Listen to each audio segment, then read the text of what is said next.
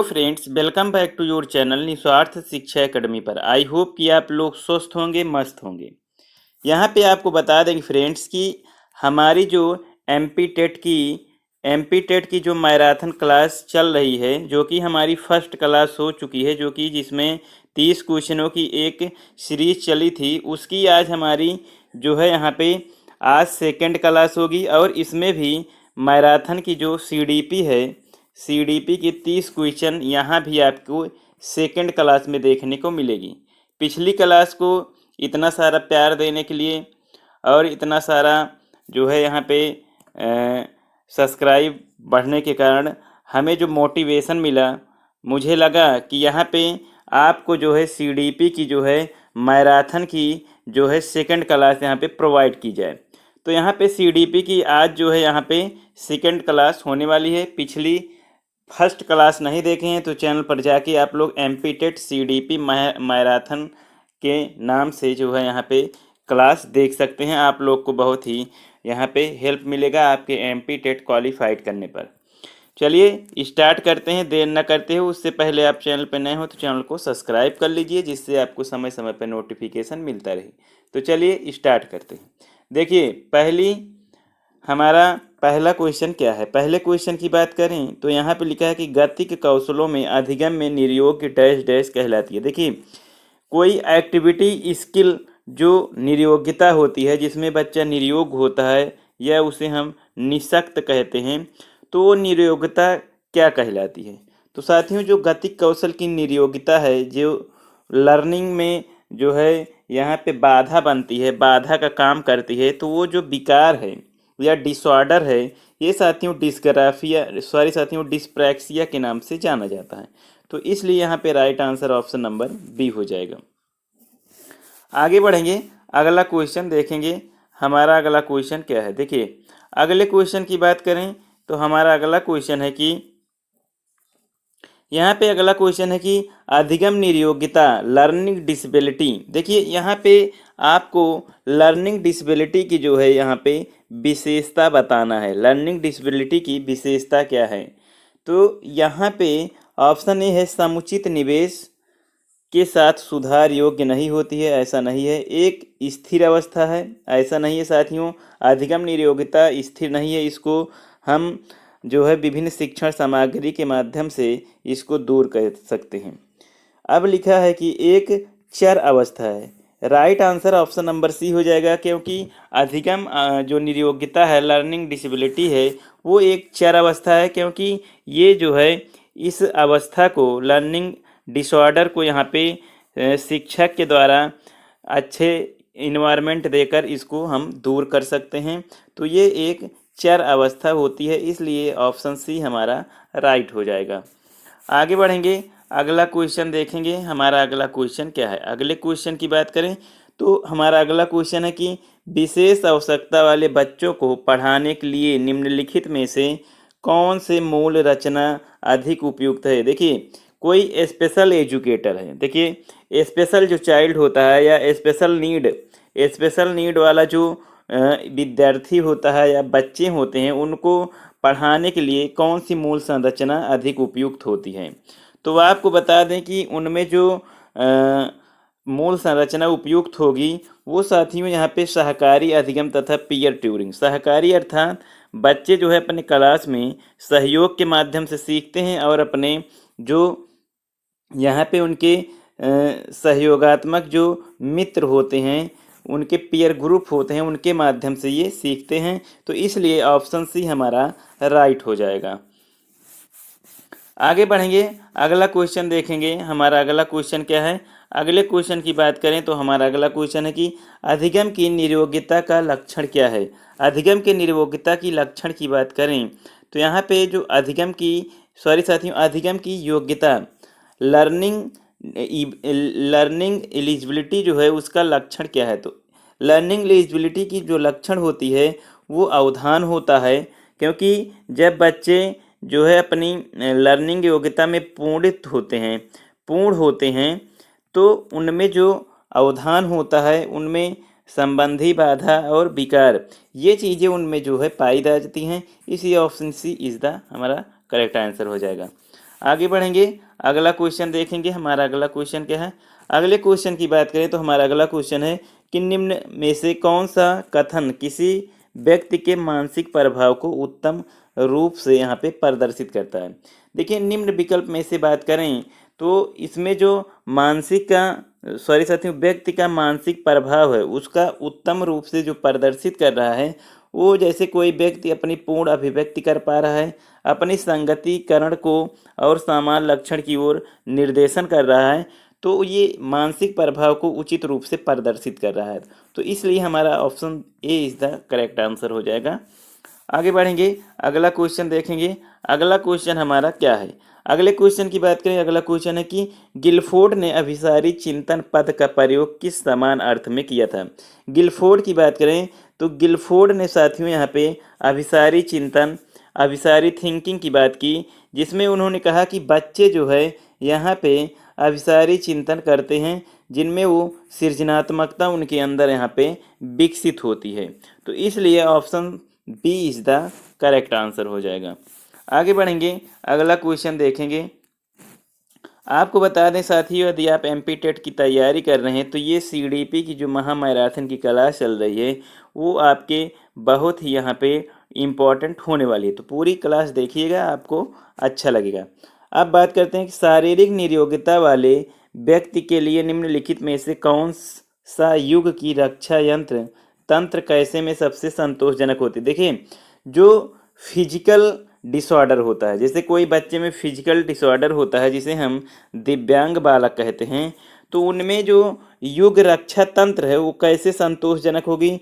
तो उस बच्चे में अति कल्पना की जो रक्षा युक्ति है, रक्षा तंत्र है, वो सबसे यहाँ पे संतोषजनक यहाँ पे आपको देखने को मिलेगी। तो इसलिए ऑप्शन सी हमारा करेक्ट आंसर हो जाएगा। देर न करते हुए आगे बढ़ेंगे, अगला क्वेश्चन देखेंगे। हमारा अगला क्वेश्चन क्या है? अगले क्वेश्चन की बात करें तो यहाँ पे सृजनशीलता के पोषण के लिए अध्यापक को निम्न में से किस विधि की सहायता लेनी चाहिए? जैसे बच्चे में सृजनशीलता को विकसित करना है, बच्चे में सृजनशीलता को विकसित करना है या बढ़ावा देना है, तो इस विधि में कौन सी विधि की सहायता लेना हमें जो है महत्वपूर्ण होगा? तो बच्चे में ब्रेन स्टॉर्मिंग और विचार बेस। देखिए, ब्रेन स्टॉर्मिंग की बात करें जिसे हम मानसिक संप्रत्यय के नाम से जानते हैं, जिसको कर्ट लेविन महोदय ने दिया, तो ये चीज़ें उनमें बच्चों में उनकी सृजनशीलता के लिए विकसित होगी। अब विचार ब्रेस जो होता है, बच्चे विचार विमर्श करते हैं तो उनमें नई चीज़ों का जो है पोषण होता है। तो इसलिए ऑप्शन ए हमारा राइट हो जाएगा।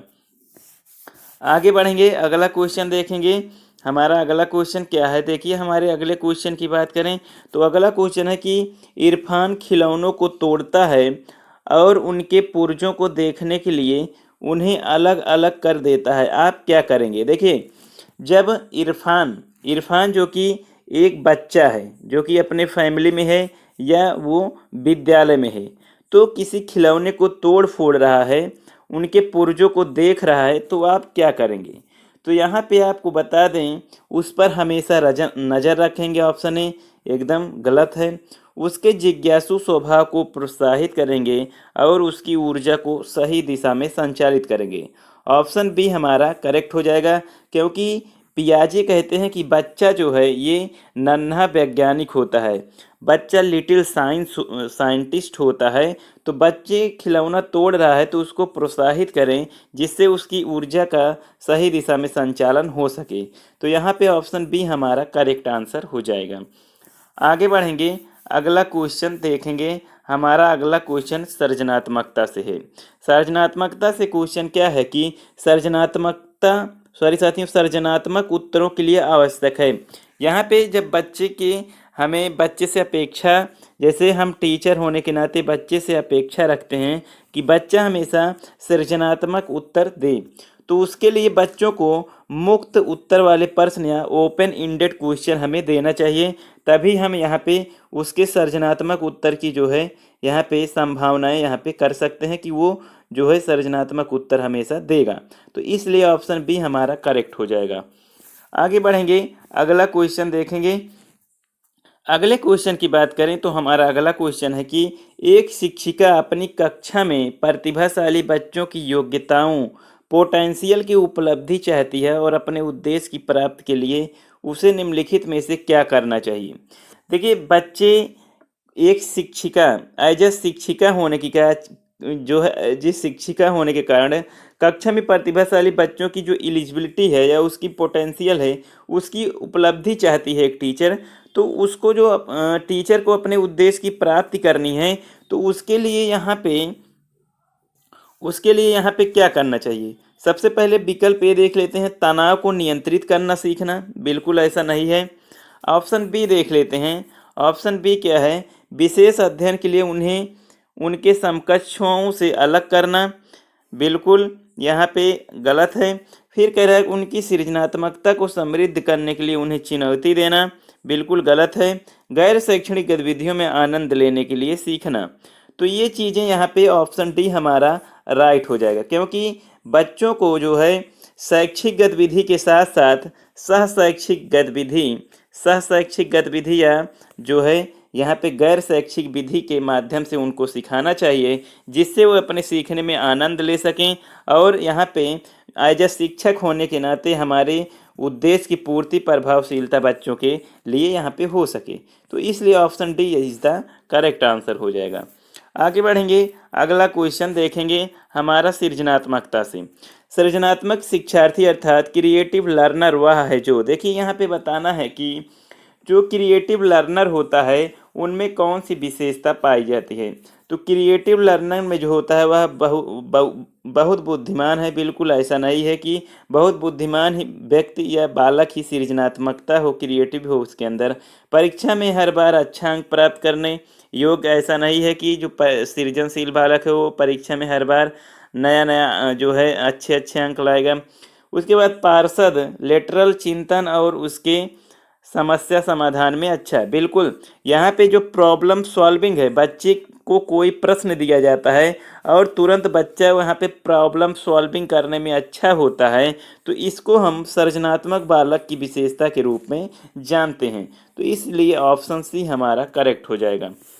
आगे बढ़ेंगे, अगला क्वेश्चन देखेंगे। हमारा अगला क्वेश्चन क्या है। अगले क्वेश्चन की बात करें तो अगला क्वेश्चन है कि बच्चे के उचित विकास को सुनिश्चित करने के लिए उसका स्वस्थ विकास, शारीरिक विकास 1 माह पूर्व प्रथम आवश्यकता है। देखिए बच्चे के लिए उचित विकास को यहाँ पे सुनिश्चित करना है। उसके स्वस्थ विकास, शरीर के विकास के लिए 1 माह पूर्व, 1 महीने पहले क्या करना चाहिए। तो इन विकल्पों में हमें यहाँ पे देखना है।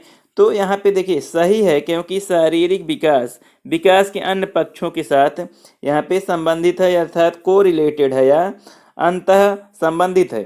क्योंकि जैसे बच्चे में कोई शारीरिक विकास हो रहा है, फिजिकल डेवलपमेंट हो रहा है, तो उसका इमोशनल डेवलपमेंट जो है, social development, physical development, psychological development, तो यहाँ ये चीज़ें आपको देखने को मिलती हैं।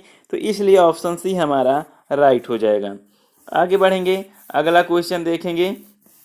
हमारा अगला क्वेश्चन क्या है। अगले क्वेश्चन की बात करें तो अगला क्वेश्चन है कि निःशक्त बच्चों के लिए समेकित शिक्षा के केंद्रीय प्रायोजित योजना। देखिए निःशक्त बच्चों के लिए जो समेकित शिक्षा की बात करें तो जिसे हम समावेशी शिक्षा के नाम से जानते हैं, इसकी केंद्रित परियोजना क्या है। अब बात करते हैं कि फंडेड प्रोजेक्ट के उद्देश्य से है मैं निःशक्त बच्चों को शैक्षिक अवसर उपलब्ध कराना। तो ये चीज़ें आपको बता दें कि जो समावेशी शिक्षा के बारे में बात की जाती है तो उनमें जो निःशक्त बच्चे हैं उनको नियमित विद्यालय भेजने के लिए यहाँ पे उनको प्रेरित करना यहाँ पे आवश्यक हो जाता है। तो इसलिए निःशक्त बच्चों की शिक्षा के लिए नियमित विद्यालय आना यहाँ पे आवश्यक हो जाता है। ऑप्शन डी हमारा करेक्ट हो जाएगा। आगे बढ़ेंगे, अगला क्वेश्चन देखेंगे। हमारा अगला क्वेश्चन क्या है।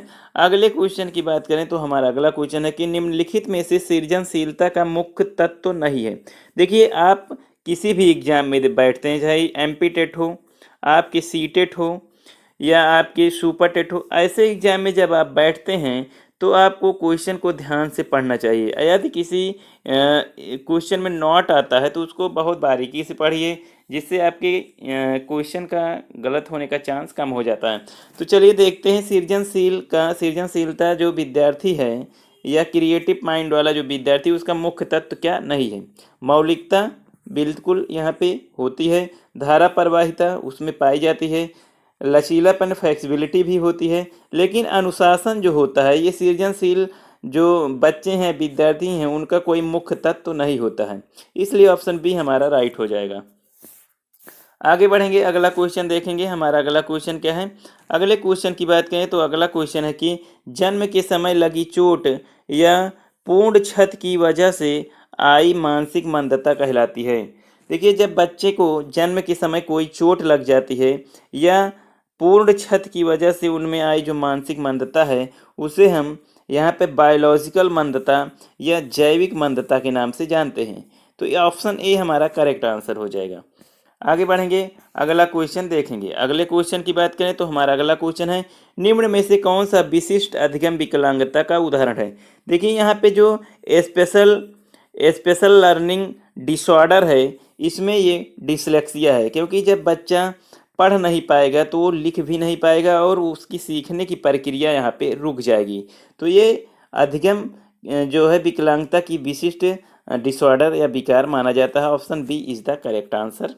आगे बढ़ेंगे, अगला प्रश्न देखेंगे। अगला क्वेश्चन की बात करें तो हमारा अगला क्वेश्चन क्या है? अगला क्वेश्चन है कि श्रवण बाधित बच्चों को पढ़ाने के लिए क्या प्रयुक्त की जाती है। देखिए, जो श्रवण बाधित बच्चे होते हैं, श्रवण बाधित अर्थात सुनने में अक्षमता होती है उनमें, तो उसमें कौन सी शिक्षण सामग्री का प्रयुक्त किया जाता है या क्या चीज़ें इन विकल्प में जो है प्रयुक्त की जाती हैं। तो उनमें सांकेतिक भाषा या कोडिंग लैंग्वेज का प्रयोग किया जाता है, क्योंकि उन सुनने में यहाँ पे असमर्थ होते हैं। तो option B is the correct answer हो जाएगा। आगे बढ़ेंगे, अगला क्वेश्चन देखेंगे। अगले क्वेश्चन की बात करें तो अगला क्वेश्चन है कि प्रतिभाशाली होने का संकेत निम्न में से क्या नहीं है। देखिए, नॉट शब्द आया है तो यहाँ पे निगेटिव कीवर्ड हमें देखना है। तो प्रतिभाशाली होने का संकेत क्या नहीं? विचारों में सृजनात्मकता, बिल्कुल। क्रिएटिविटी, आइडियाज, दूसरों के साथ झगड़ा करना, फाइटिंग विथ अदर, ऐसा नहीं है। प्रतिभाशाली होने का ये बिल्कुल संकेत नहीं है। Option B is the correct answer हो जाएगा। आगे बढ़ेंगे, अगला क्वेश्चन देखेंगे। अगले क्वेश्चन की बात करें, हमारा अगला क्वेश्चन है कि समन्वित शिक्षा इंटीग्रेटेड एजुकेशन की सफलता निर्भर करती है। यहाँ पे बताना कि जो इंटीग्रेटेड एजुकेशन है, जो कि आपके न्यू एजुकेशन पॉलिसी 2020 में भी इंटीग्रेटेड शिक्षा की बात की गई है। तो यहाँ पे दिया गया है कि यहाँ पे उसकी सफलता किस पर निर्भर करती है। विकल्प देख लेते हैं। हमारा विकल्प क्या है? विकल्प की बात करें समुदाय के समर्थन पर, बिल्कुल। देखिए, समुदाय के समर्थन पर यहाँ पे इंटीग्रेटेड शिक्षा की सफलता निर्भर करती है। बाकी विकल्प पाठ्य पुस्तकों की उत्कृष्टता, बिल्कुल ऐसा गलत है कि पाठ्य पुस्तक ही इंटीग्रेटेड शिक्षा की सफलता को निर्भर करेंगी। शिक्षण अधिगम वस्तु की गुणवत्ता पर, बिल्कुल ऐसा एक ही चीज़ पर नहीं निर्भर रह सकता है। शिक्षक में अभिवृत्ति गति, एप्टीट्यूड का परिवर्तन पर। तो ऑप्शन ए हमारा करेक्ट आंसर हो जाएगा। समुदाय के समर्थन पर, द सपोर्ट ऑफ कम्युनिटी के, यहाँ पे उस पर हमारा समन्वित शिक्षा या इंटीग्रेटेड शिक्षा जो है उसकी सफलता निर्भर करती है। Option A is the correct answer हो जाएगा। आगे बढ़ेंगे, अगला क्वेश्चन देखेंगे। हमारा अगला क्वेश्चन क्या है? अगले क्वेश्चन की बात करें तो हमारा अगला क्वेश्चन है कि सृजनात्मकता मुख्य रूप से डैश डैश संबंधित है। सृजनात्मकता किससे संबंधित है? क्रिएटिविटी किससे संबंधित है? गिलफोर्ड महोदय, जो कि अपसारी चिंतन और अभिसारी चिंतन दोनों का यहाँ पे इन्होंने जनक इनको माना जाता है। तो सृजनात्मकता जो होती है वो सृजनात्मक बालक में मुख्यतः अपसारी चिंतन यहाँ पे आपको देखने को मिलेगा। तो option D is the correct answer हो जाएगा। आगे बढ़ेंगे, अगला क्वेश्चन देखेंगे। अगला क्वेश्चन क्या है?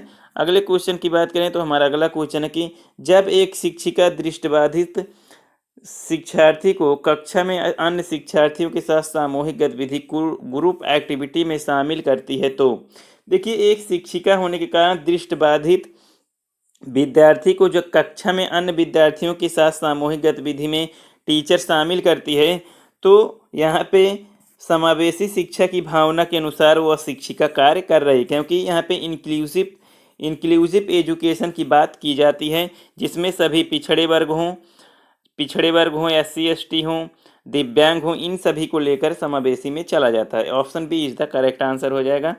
आगे बढ़ेंगे, अगला क्वेश्चन देखेंगे। अगले क्वेश्चन की बात करें तो हमारा अगला क्वेश्चन क्या हो जाएगा?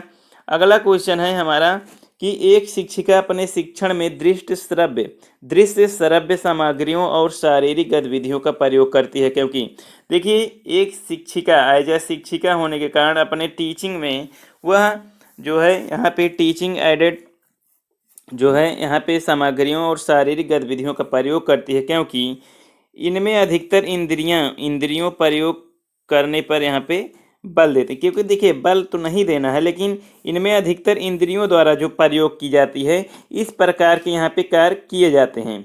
तो option D is the correct answer हो जाएगा।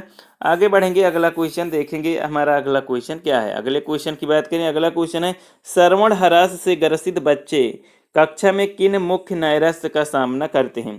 तो श्रवण बाधित जो बच्चे होते हैं, सॉरी साथियों, श्रवण बाधित जो बच्चे होते हैं जिनको सुनने में जो है असहायता या असमर्थ होते हैं, तो दूसरों के साथ संप्रेषण करने तथा सूचनाओं को बांटने में यहाँ पे अक्षमता महसूस करते हैं। इसलिए ये यहाँ पे नैराश्य की भावना जो है इनमें भावना जो है ये सामना करते हैं। तो option A is the correct answer हो जाएगा। आगे बढ़ेंगे, अगला क्वेश्चन देखेंगे। हमारा अगला क्वेश्चन क्या है, अगले क्वेश्चन की बात करें तो डिसलेक्सिया मुख्य रूप से डैश डैश की समस्या से संबंधित है। तो डिसलेक्सिया आप लोग को पता होगा। इस क्वेश्चन का आंसर आप लोग कमेंट बॉक्स में अवश्य दीजिए कि डिसलेक्सिया मुख्य रूप से किस समस्या से यहाँ पे कौन सी डिसऑर्डर से संबंधित है। आगे बढ़ेंगे, अगला क्वेश्चन देखेंगे। अगला क्वेश्चन क्या है, अगले क्वेश्चन की बात करें तो हमारा अगला क्वेश्चन है कि प्रतिभाशाली विद्यार्थी अपनी क्षमताओं को सभी विकसित कर पाएगा जब। देखिए प्रतिभाशाली विद्यार्थी अपनी क्षमताओं को सॉरी साथियों तभी विकसित कर पाएगा जब। देखिए जो प्रतिभाशाली विद्यार्थी होता है, गिफ्टेड चाइल्ड होता है, वो अपने जो क्षमता है उसमें जो अंदर उनकी क्रिएटिविटी है उसको डेवलप करने के लिए उसमें उन्हें अन्य विद्यार्थियों से अलग किया जाएगा। ऐसा बिल्कुल यहाँ पे गलत है। ऑप्शन ए देख लेते हैं, बार बार उनकी परीक्षा होगी, बिल्कुल गलत है। वे अन्य विद्यार्थियों के साथ अधिगम प्रक्रिया से जुड़ते हैं, बिल्कुल option B is the correct answer हो जाएगा। क्योंकि प्रतिभाशाली बच्चे वे होते हैं जो अन्य विद्यार्थियों के साथ अपनी लर्निंग की प्रोसेसिंग यहाँ पे करते हैं। तो option B is the correct answer हो जाएगा। आगे बढ़ेंगे, अगला क्वेश्चन देखेंगे। हमारा अगला क्वेश्चन क्या है, अगले क्वेश्चन की बात करें कि शिक्षा शास्त्र का वह प्रकार जिसमें विशिष्ट शिक्षा की आवश्यकता होती है। देखिए शिक्षा शास्त्र में शिक्षा की जो स्पेशल एजुकेशन की जो ज़रूरत पड़ती है वो हमारे दिव्यांग व्यक्तियों या दिव्यांग विद्यार्थियों को दी जाती है। यहाँ विकलांग न लिखकर साथियों यहाँ पे दिव्यांग लिखना यहाँ पे उचित माना जाता है। तो दिव्यांगों के लिए जो है यहाँ पे स्पेशल एजुकेशन की बात सरकार के द्वारा भी की जाती है। तो option B is the correct हो जाएगा। आगे बढ़ेंगे, अगला क्वेश्चन देखेंगे। हमारा अगला क्वेश्चन क्या है, अगले क्वेश्चन की बात करें तो हमारा अगला क्वेश्चन है कि निम्नलिखित में से कौन सा संकेत बच्चों में दृष्टिबाधित की समस्या सूचित नहीं करती। देखिए निम्नलिखित में से इन चार विकल्पों में से कौन सा इंडिकेशन बच्चों में दृष्टिबाधित की समस्या सूचित नहीं करती। दिशा निर्देश के अनुसरण में समस्या, उदासी, ठोकर लगने का भय, दूरी मापने में असमर्थता। तो दृष्टिबाधित की जो यहाँ पे समस्या सूचित नहीं करती, सॉरी साथियों यहाँ पे नॉट शब्द है, नॉट को देखना है, नहीं पूछा है। तो इसमें option A is the correct हो जाएगा, क्योंकि दिशा निर्देश के अनुसरण में उनको समस्या नहीं होती है दृष्टिबाधित को। Option A is the correct answer हो जाएगा। आगे बढ़ेंगे, अगला क्वेश्चन देखेंगे। हमारा अगला क्वेश्चन क्या है कि वाक बाधित बच्चों को प्रदर्शित किया जा सकता है उनको। देखिए वाक बाधित जो विद्यार्थी होते हैं उनको कक्षा में अपने विचार को प्रदर्शित करने के लिए प्रोत्साहित करना चाहिए, क्योंकि वो इशारों से या संकेतों के द्वारा जो है अपने विचार को यहाँ पे प्रदर्शित कर सकते हैं और उनको शिक्षक के होने के नाते हमें जो है प्रोत्साहित करना चाहिए। इसलिए option A is the correct answer हो जाएगा। आगे बढ़ेंगे, अपना लास्ट क्वेश्चन देखेंगे। हमारा लास्ट क्वेश्चन क्या है, लास्ट क्वेश्चन की बात करें तो यहाँ पे प्रतिभाशाली बालक। देखिए प्रतिभाशाली बालक की यहाँ पे विशेषता बतानी है। प्रतिभाशाली बालक की विशेषता क्या है। प्रतिभाशाली वह तीव्र और आसानी से सीखते हैं। जो बच्चे बिना पढ़े सुने पूरी पाठ याद कर लेते हैं, गलत है। वस्तु चिंतन करते हैं, बिल्कुल गलत है। कम समय में ही अभिप्रेरण को अनुसरण करते हैं। देखिए कम समय में ही अभिप्रेरण को अनुसरण करते हैं। बिल्कुल ऐसा नहीं, बच्चे जो है प्रतिभाशाली, तीव्र और आसानी से सीखते हैं। Option A is the correct answer हो जाएगा। तो साथियों, ये रहे आपके एमपी टेट। एमपी टेट जो है, यहाँ पे सीडीपी की जो हमारी सेकंड क्लास थी, जो कि यहाँ पे 30 क्वेश्चन की यहाँ पे एक क्वेश्चन की सीरीज आपको करवाई गई। आपको बता रहे हैं कि पिछली प्रैक्टिस सेट की क्लास जो है, पिछली मैराथन की क्लास आप लोगों ने नहीं देखी होगी 30 क्वेश्चन की, जो कि हमारी फर्स्ट क्लास थी। तो चैनल पर जाके देख सकते हैं। तो चलिए साथियों, आप लोग को अच्छा लगा होगा तो लाइक कर दीजिएगा, दोस्तों में शेयर कीजिए, और चैनल पर नए हो चैनल को सब्सक्राइब करके बेल आइकन प्रेस कर लीजिए, जिससे आपको एमपी टेट की यहाँ पे सीडीपी में यहाँ पे बार बार आप लोगों को हेल्प कराई जा सके और मुझे मोटिवेशन मिल सके। इसी के साथ अलविदा लेता हूँ। थैंक यू साथियों, जय हिंद।